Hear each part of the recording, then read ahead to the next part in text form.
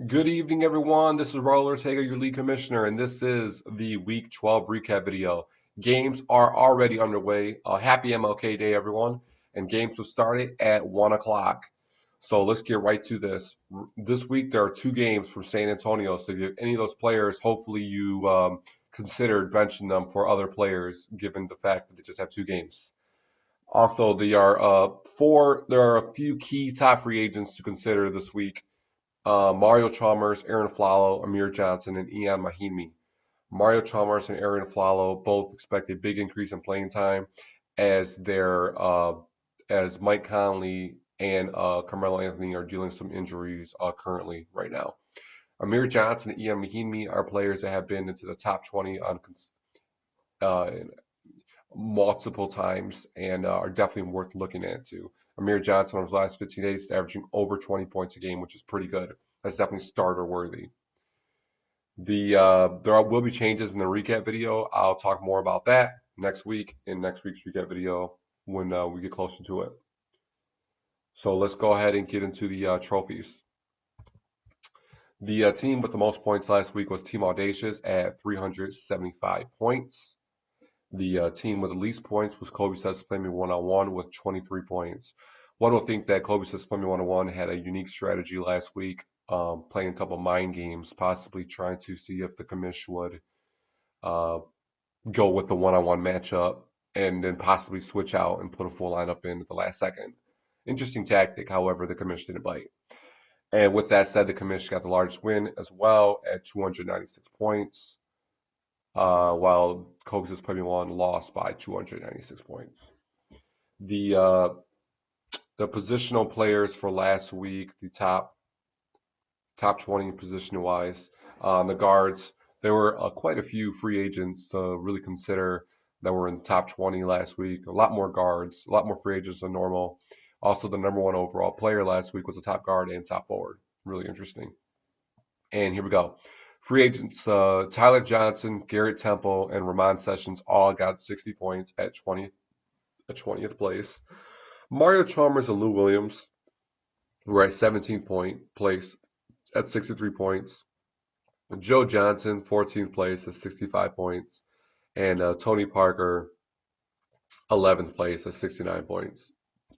The top five guards were starting with the number 6 guard, because the number 2 guard is actually going to be the number 1 overall guard. Number 5 guard was Russell Westbrook at 96 points. Number 4 guard was Isaiah Thomas, who was benched at 97 points. Number 3 guard was Jimmy Butler at 106 with 106 points.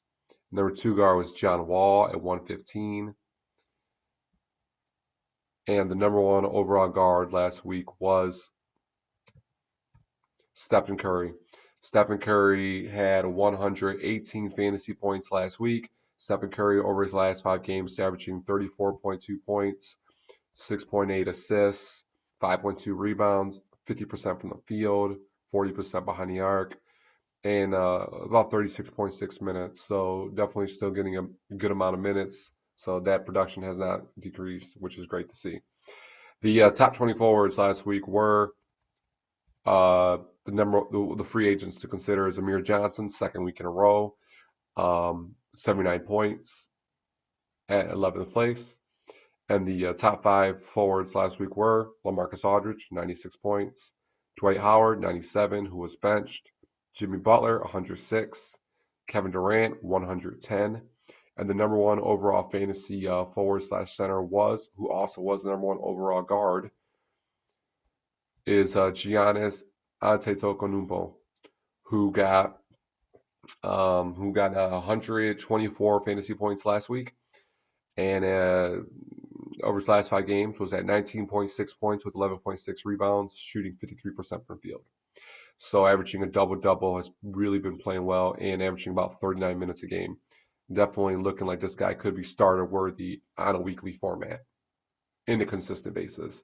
One last thing to point out before we move on to the top 20 overall is that on the forwards, the top 5 players, 3 of the top 5 players belong to Team Audacious.